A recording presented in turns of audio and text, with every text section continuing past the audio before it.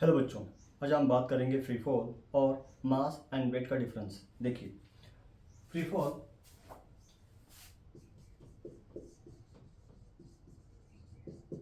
एक क्या होता है?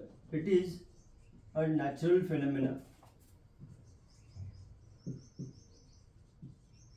इन विच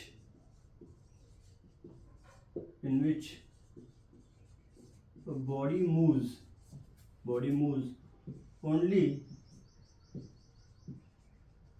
under gravity। यानी अगर किसी बॉडी की motion only due to gravity force होती होगी तो उस मोशन क्या बोलेंगे? Free fall. देखिए यहाँ पे क्या क्या आपका आएगा। इन दिस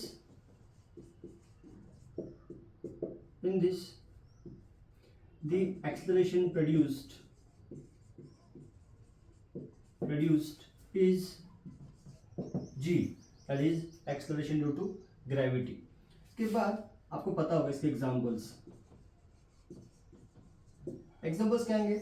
हर एक मोशन जो ओनली ड्यू टू ग्रेविटी होती है, जैसे एग्जांपल प्रोजेक्टाइल मोशन,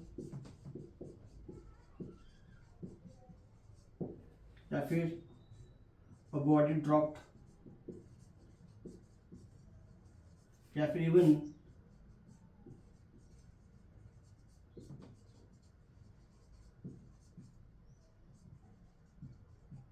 अपस्टेयर्स, या फिर प्लैनेट्स रिवॉल्विंग सन। हर एक मोशन जो ओनली ड्यू टू ग्रेविटी होगी, that all can be concluded as a free fall. तो यहाँ पे कुछ चीज़ें आपको फ्री फॉल में अगर क्वेश्चन आता है स्टेट बोर्ड में कि explain free fall in short, तो आपको पहले डेफिनेशन, उसके बाद में एग्जाम्पल्स, और अगर आपको लगा कि आपके पास टाइम होगा तो आप एक या दो प्रॉपर्टी लिख सकते हैं। प्रॉपर्टी क्या क्या आएंगी? तो देखिए ये आएगा, इट इज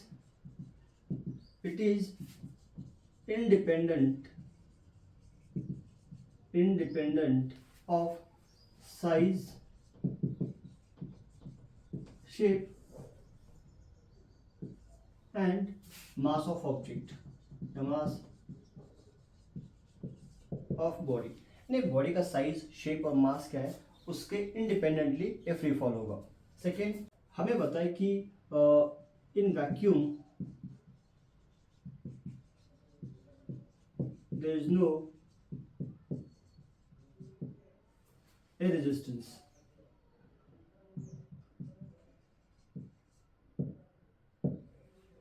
and practical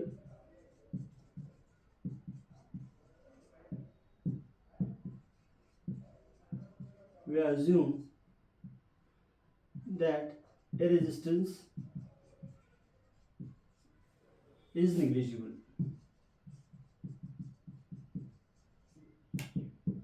उसके बाद थर्ड आपका आएगा, वी कैन से कि the velocity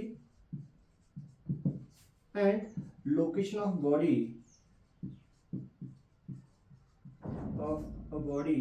at any point can be calculated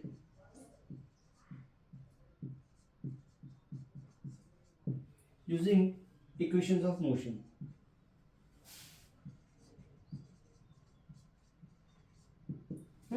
ठीक है। सो आपको अगर क्वेश्चन आता है तो आप डेफिनेशन, एग्जाम्पल्स फॉर 2 मार्क्स, और अगर आपको एक्स्ट्रा टाइम होगा तो आप एक या दो प्रॉपर्टी लिख सकते हैं। एटलीस्ट एक पहली वाली और ये सेकेंड वाली कि we assume a resistance negligible. ठीक है, आप इतना लिख सकते हैं। ठीक,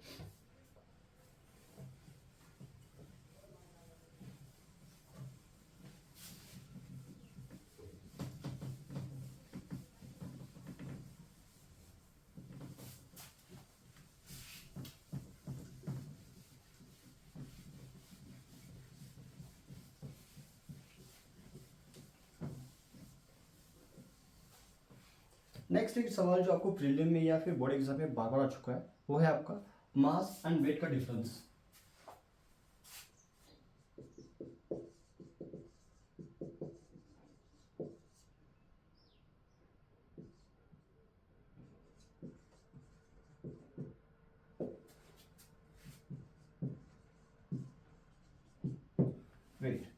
उसको लिखते हैं, चलो।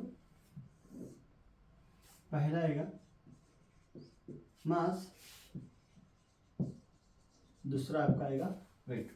देखिए इस पॉइंट में क्या आपका आएगा, आपको 4 पॉइंट लिखने हैं 2 मार्क्स के लिए। तो पहला पॉइंट आपका आएगा definition.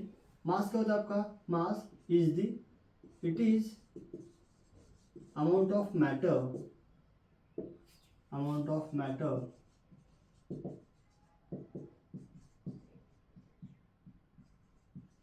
present in a body.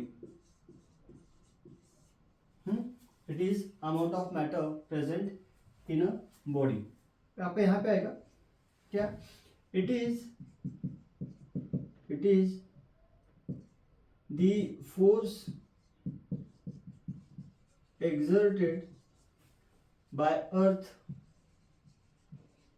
on a body। यानी आप पहले पॉइंट में दोनों की डेफिनेशन दोगे, ठीक है। यानी अगर कहीं आपको डेफिनेशन पूछा जाए मास और वेट का, तो आप इनको लिख सकते हैं अलग से, ठीक है। सेकेंड क्या आपका है, इसे और लिखते हैं, इट इज स्केलर क्वांटिटी। ये क्या आपका आएगा, ये आपका है vector quantity.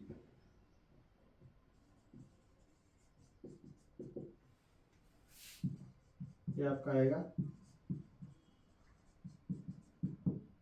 Vector quantity. Next जो आपका आएगा वो आपके पास होगा, it do not change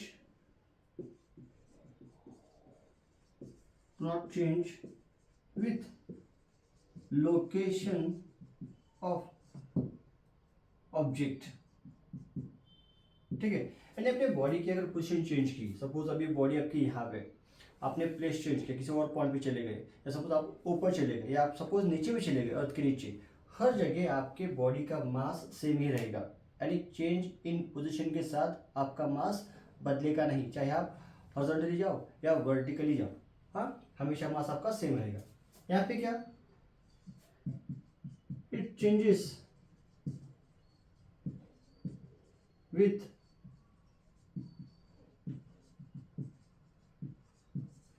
location of body due to, ये लिखने की जरूरत नहीं आपको, बस आपको ले लिख रहा हूं मैं, ड्यू टू वेरिएशन इन जी, ठीक है। नेक्स्ट क्या आपका आएगा, नेक्स्ट आपका आएगा it can never be zero, it can never be zero, but आप यहाँ सकते हैं,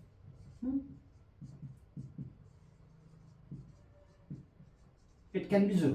कोई बताएगा मुझे कि इट कैन बी जीरो कब आएगा, देखिए जब आपकी बॉडी की height it will get infinity, और it may be at the centre of earth, इन दोनों केस में क्या आपका होगा, वेट जीरो हो जाएगा।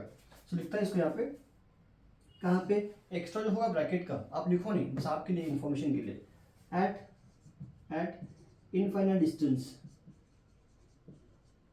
That is beyond Earth's field, and at center of Earth। ये आपके 4 पॉइंट्स आप लिख सकते हैं, इजी पॉइंट से आपको अच्छे लिखने आएंगे, ठीक है। देखिए पहला डेफिनेशन, अमाउंट ऑफ मास और amount of matter present in given body, it is force exerted by earth on a body. Mass आपका स्केलर रहेगा तो वेट आपका वेक्टर आएगा। मास कभी चेंज नहीं होगा, बट आपका वेट होगा, it can be change with the location of body. ठीक है, आपका एक कभी आपका जीरो नहीं होगा मास, बट ये आपका जीरो हो सकता है।